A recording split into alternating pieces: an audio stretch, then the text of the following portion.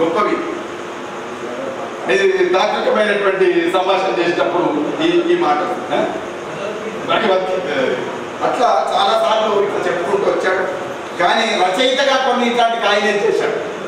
ఇవేమో జీవితంలోంచి సజీవమైనటువంటి మనుషుల సంభాషణలోంచి తీసుకున్నవి. కానీ రచయితగా తాను కూడా కొన్ని వాక్యాలు అద్భుతంగా కామెంట్ చేసినటువంటి క్రియేట్ చేసినటువంటి ఉన్నాయి. తన కంట్లో దీపం వెలిగించుకొని చదివాడు. దీపం వెలిగించుకొని చదవడం మామూలే, ఏ రచయితని రాస్తాడు. కానీ సిద్దంకి గిరి ఎట్లా రాశాడు అంటే తన కంట్లోనే దీపం వెలిగించుకొని చదివాడు అని చెప్పి ఆయన గొప్పగా చదివాడు, ఎక్కువ చదివాడు అని చెప్పడానికి తన కంట్లో దీపం వెలిగించుకొని చదివాడు అన్నాడు. రేపటి సూర్యుడు చనుబాలతో పాటు కన్నీళ్లు కూడా సేవిస్తున్నాడు.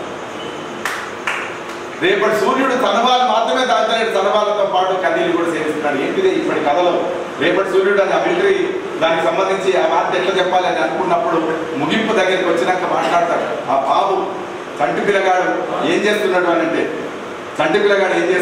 అంటే ఆ పాలతో పాటు అమ్మ దగ్గర పాలు తాగుతున్నట్టుగానే అమ్మ కన్నీళ్లు కూడా తాగుతున్నాడు అని చెప్పేటటువంటి ఇంత ఆర్ద్రమైనటువంటి మాటలు దీంట్లో తీసుకొచ్చి ఒక బరువు తీసుకొని పోయినటువంటి బండి బత్తి దించిండు.